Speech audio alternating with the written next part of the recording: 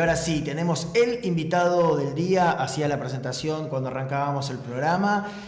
Su nombre en realidad es el licenciado Julián Varsavsky, y va a dar un seminario ahora, el próximo seminario que va a dar es sobre China y tiene un título un poco extenso, pero está bueno compartirlo. El seminario es del milenarismo a la digitalidad y tiene una bajada un poco más extensa que cuenta del milenarismo chino al control digital y la conquista de Marte, taoísmo, confucianismo y digitalidad desde la filosofía de François Julien y Byung-Chul Yang.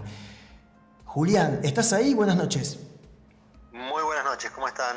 Bien, muchísimas gracias por atendernos. Un placer. Me encontré con este seminario y me pareció súper interesante, donde contaba en la presentación, un montón de temáticas que incentivaron incluso a la formación de este programa. Entonces, bueno, has tenido la amabilidad de atendernos y en un primer esbozo, si se quiere, para presentarte sobre todo a vos, ¿de dónde viene toda esta cantidad de información que tenés de Asia? Si querés como presentarte un poquito, así quien no te conoce, un poco te pone en mapa.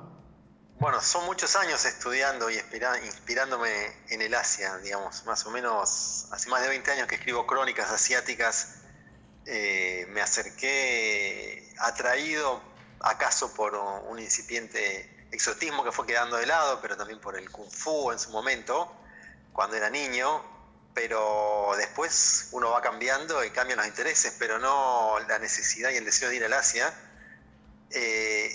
Por un lado porque todo es tan distinto y por eso es tan interesante, ¿no? Lo interesante es ir y no entender, y después tratar de entender, y de eso se tratan mis libros y mis seminarios, tratar de entender lo que veo cuando voy al Asia, y tratar de entenderlo desde la perspectiva local, es decir, con una mirada antropológica, entender por qué pasa lo que pasa en esos países y dejar de ver lo extraño, justamente, dejar de exotizarlo, entendés por qué hacen lo que hacen. Y es muy difícil ver eso porque nunca está a simple vista. Ellos no te lo pueden contar porque eso es inconsciente, vos no sabés por qué sos como sos. Y nosotros no somos antropólogos. Bueno, pero están los libros de los antropólogos para leerlos y empezar a entender y reconstruir la perspectiva local. Claro, además estamos claramente dominados o invadidos por una publicidad, si se quiere, o europea o norteamericana. Entonces musicalmente o culturalmente nos es más cercano tal vez una canción en inglés incluso que una banda del barrio de acá a la vuelta. Entonces ante esa invasión de información, lo importante que son tus libros, y me imagino la cantidad de chicos y chicas o de personas que quieran tomar tus seminarios, porque no hay mucha información de todo esto que tenés vos. Sí, o sea, y esa información muy estereotipada y muy sesgada, ¿no? Una mirada muy eurocéntrica, ¿no? Tenemos la mirada civilizatoria de la cual somos herederos y por eso tenemos que de alguna manera deconstruir la mirada y empezar a estudiar qué es el confucianismo, qué es el taoísmo, por ejemplo, cuál es la lógica filosófica subyacente en un libro como El arte de la guerra de Sun Tzu, que fue escrito hace 2600 años, pero que sigue marcando de una manera asombrosa el actuar por ahí del gobierno chino y de las corporaciones chinas y en el día a día de una persona común y corriente. Y el confucianismo, ¿no? Cuando empezás a entender eso, empezás a entender por qué en China, por ejemplo, vos podés ir por un parque en Pekín y encontrarte con 300 personas con unos carteles colgando del cuello o apoyados en el suelo con una foto de una persona y algo escrito y un teléfono. ¿Qué hace esta gente acá? Se juntan, son padres y madres de unos 50 años cuyos hijos están solteros y tienen una edad acaso cercana a los 30 y están buscando novio y novia para sus hijos solteros, ¿no? Uno diría, ¿en qué cabeza cabe semejante cosa? Pero cuando vos entendés que en China acaba de suceder la inmigración del campo a la ciudad más grande de la historia, en 30 años por lo menos 300 personas se fueron a vivir a la ciudad, Y claro, la mentalidad del campo, que es la mentalidad confuciana gestada alrededor de un campo de arroz, sigue persistiendo, de modo que esa gente con la mentalidad campesina entiende que tener descendencia rápido es una cuestión de vida o muerte en el campo. En el pasado ya no, pero necesitabas mano de obra masculina, sobre todo para trabajar en el campo y para que cuiden a los ancianos. De modo que una mujer de 30 años en esa concepción es viejísima.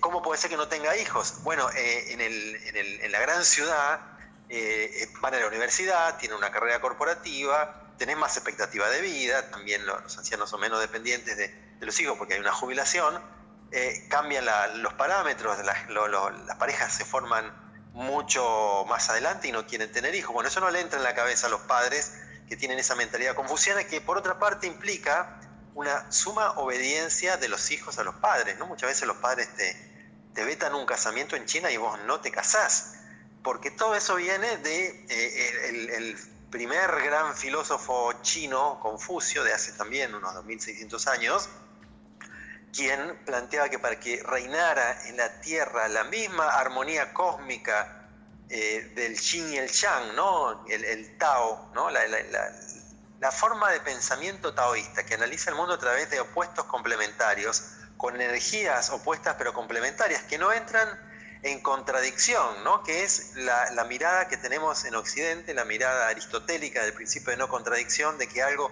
no puede ser y no ser al mismo tiempo, o es blanco o negro, y el mundo lo catalogamos así y los opuestos no se cruzan, se repelen. Allá es al revés, se complementan, el símbolo del yin y el yang, el negro entra en el blanco y viceversa. Y esa lógica de pensamiento se traslada también a toda clase de pensamiento, incluso político, y por lo tanto son muy pragmáticos porque no van a haber una contradicción en el hecho de que el padre vaya a buscarle novio o novia a su hijo o hija soltero. No hay contradicción, lo que hay es un problema, por lo menos en la mente de ellos, no tanto en la de los hijos, y buscan una solución práctica. Si funciona, es bienvenida, ¿no? Ese pensamiento pragmático es un pensamiento taoísta, por lo tanto es un pensamiento que también se adapta muy fácilmente, mucho más fácil que nosotros, a la circunstancia y al devenir del tiempo, porque tiene menos preconceptos y menos prejuicios. Se moldean a la situación como en el agua, ¿no? La metáfora más usual en el Tao es la del agua, ¿no? Que se amolda a la pendiente, toma la forma del cuerpo que penetra en ella y lo recibe y lo domina adaptándose, de alguna manera con un golpe de aikido. Eso mismo ha hecho el Partido Comunista Chino, que fue el más dogmático probablemente del mundo comunista en tiempos de Mao, con su revolución cultural y todos esos errores tremendos que cometieron. Y exactamente el mismo partido dio un giro político-económico de 180 grados sin romperse la columna vertebral y convirtió al capitalismo tecnoconfuciano en un método productivo aún más eficaz que el capitalismo occidental, ¿no? Superó a los inventores. Ellos en 30 años o en 50 hicieron su revolución industrial, su revolución digital, y están peleando codo a codo con Estados Unidos el cetro mundial y la tecnología 5G, utilizando la herramienta del otro, pero aplicándole, digamos, su lógica. Es un tecnocapitalismo neoconfuciano, digamos, donde justamente esa obediencia está naturalizada en el pensamiento chino para mantener la armonía, ¿no? Vos siempre tenés que respetar toda clase de jerarquías. Es el pensamiento imperial. Tenés que respetar a tus padres, tu hermano mayor, la esposa, al marido, al vasallo, al señor feudal, al emperador, etc.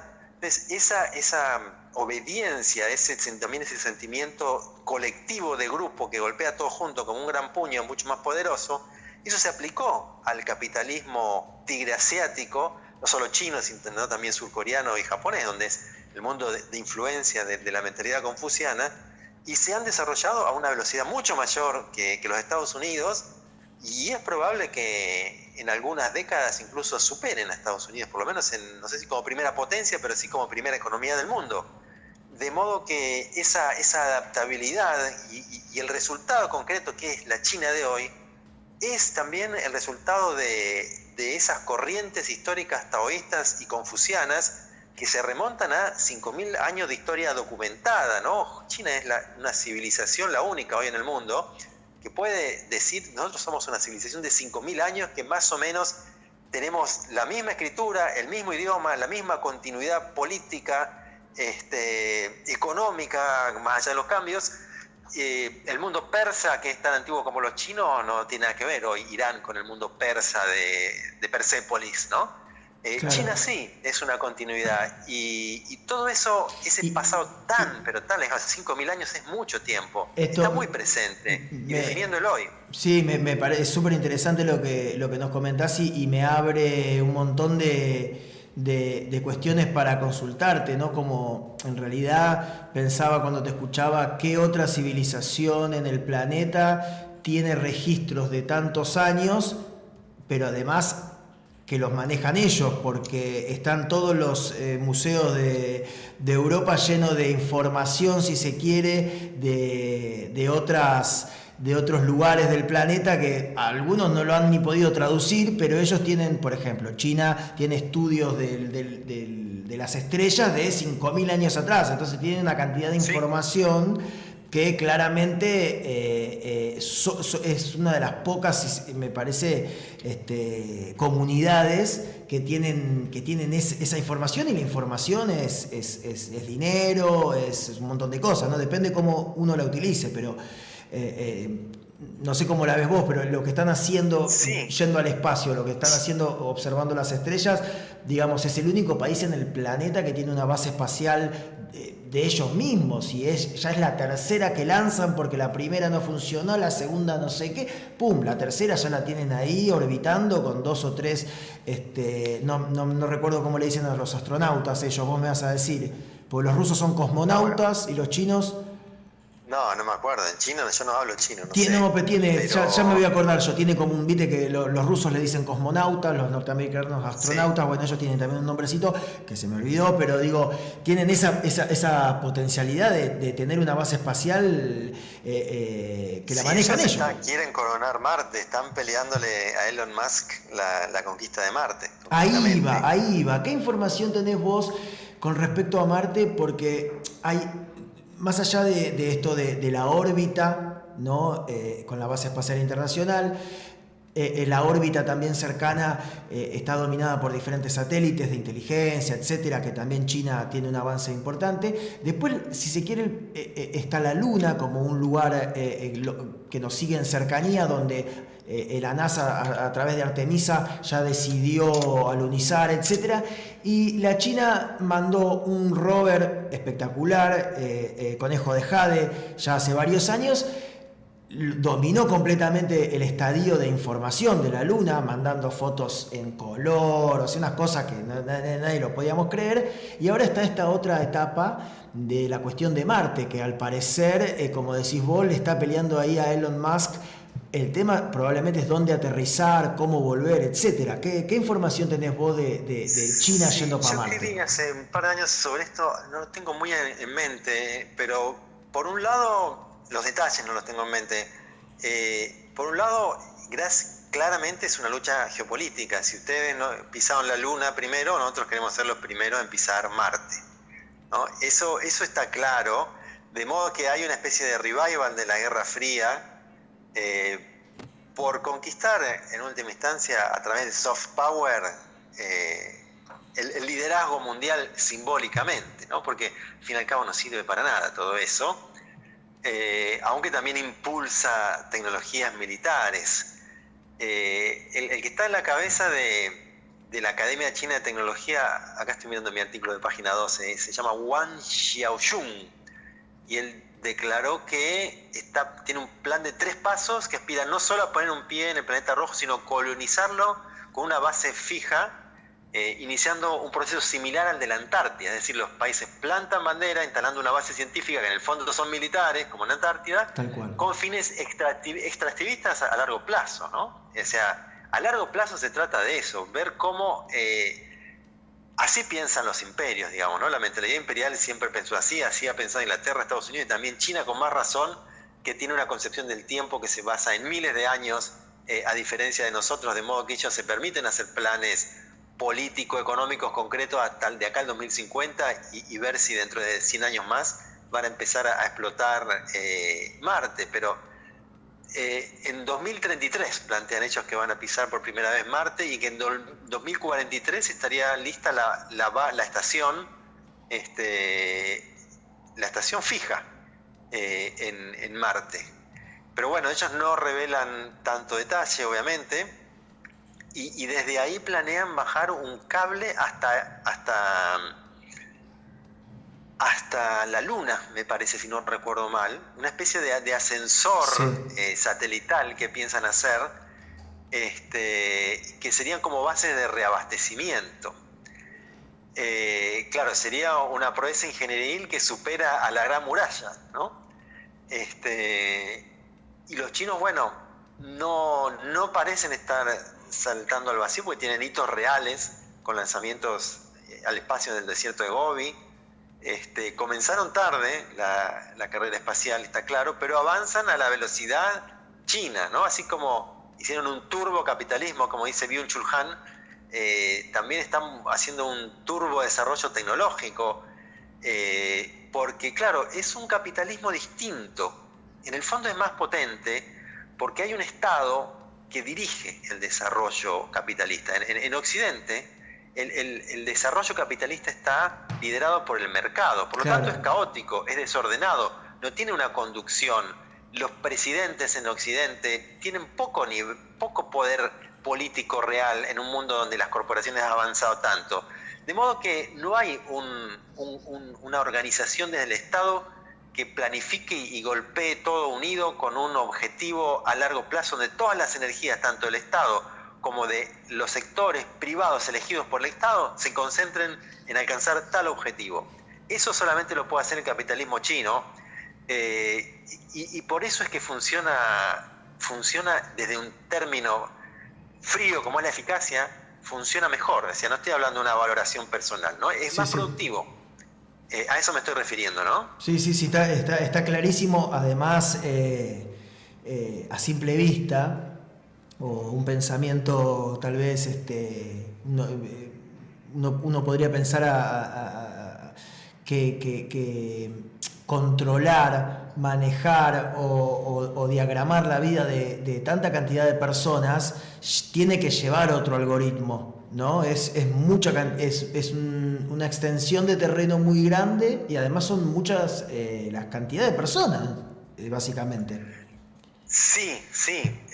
Cualquier desequilibrio ahí comparado con un desequilibrio en nuestro mundo es un terremoto. Por eso sospecho, porque no está claro, tienen esa política tan estricta todavía con el COVID. Porque uno pensaría, bueno, pero ya están vacunados. Bueno, parece que no están todos vacunados. Hay muchos ancianos del campo. Entonces tienen una población de varios millones de ancianos quizás todavía no vacunadas porque no se quieren vacunar, y tienen miedo de que les explote.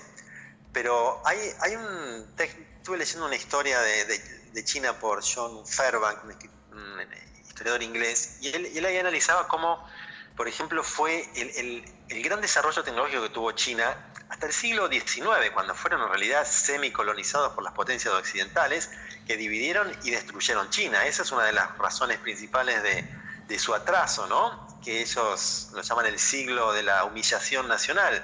O sea, directamente fue tomado por bases, toda la costa china fue tomada por bases inglesas, alemanas.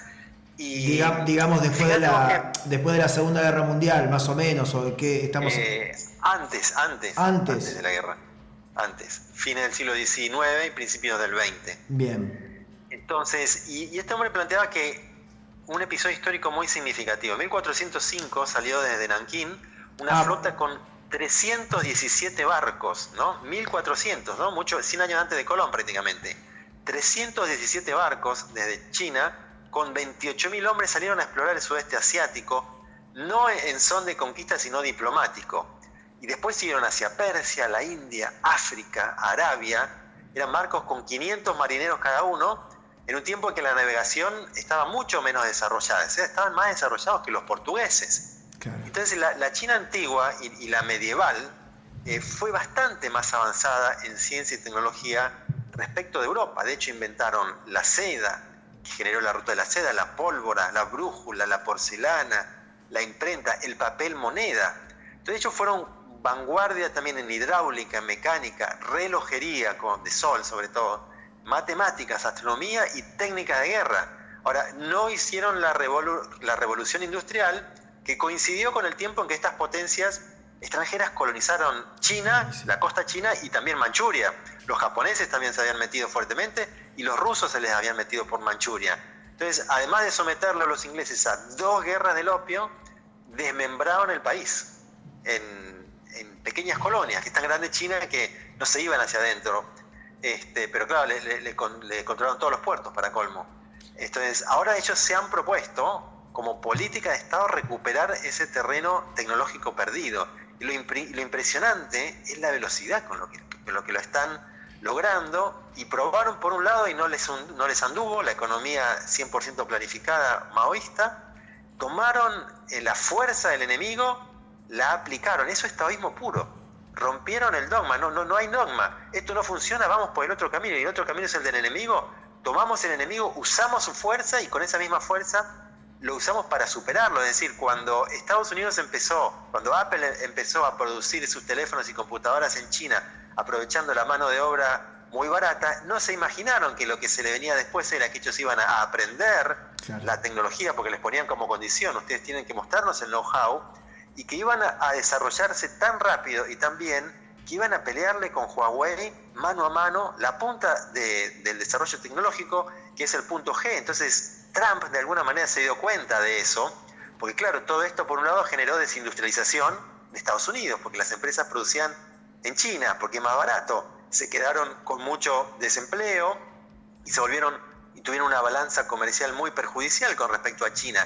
Trump se empezó a dar cuenta de esto y picó en punta, y por eso está la llamada guerra comercial, que no es guerra comercial, porque están totalmente imbrincados. Pero llega un momento en que ya no les conviene a Estados Unidos todo eso, porque el beneficio es menor que la pérdida. De modo que ahora hay un intento de empezar a desacoplar un poco la relación, que va a ser muy difícil y que les va a llevar mucho tiempo, pero el hecho es que les salió el tiro por la culata a Estados Unidos. Pensaban producir más barato y ganar más, y resulta que los otros les empezaron a pelear de igual a igual el cetro.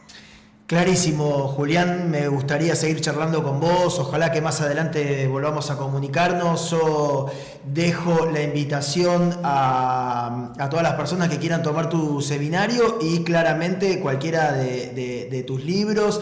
Ahí escuchándote el final, pensaba como, claro, tantas veces a China le han utilizado su tecnología para dominarla, llámese el opio, llámese la pólvora, que ahora dijeron, bueno, ahora lo vamos a hacer nosotros, ¿no? Vos tenés la tecnología, bueno, ahora te vamos a atacar con tus propias armas. Eso es un poco lo que saco del limpio de esta breve charla que tuvimos con vos, que ha sido clarificadora por sobre todo, y te dejo el cierre para que invites a tus redes sociales o por donde nos podamos anotar al seminario, y también además donde conseguir los libros. Bueno, pueden verme por Instagram, es Julián Varsavsky, con P corta, las 2 veces, Varsavsky. Y también está el programa del seminario, googlean Fundación Centro Psicoanalítico Argentino, miran hacia abajo, viendo las flechitas, y está el seminario. Arranca este viernes, se puede asistir de manera presencial, por Zoom en vivo, o también por on demand, sin estar en vivo, sin estar atado a ningún horario en particular. Dura 4 clases. Muchísimas gracias. Los viernes, ¿a qué hora? A las 18. 18, o si no... Pero el horario... Claro, si no on demand... Horas, pero el horario es relativo, porque por lo eso. haces a la hora que querés. Perfecto. Y el día que querés. Genial. Julián Varsavsky, entonces, ha estado con nosotros. Muchísimas gracias, Julián. Hasta la próxima. Gracias a vos. Lo escuchaste, lo viste en lavecindadradio.com.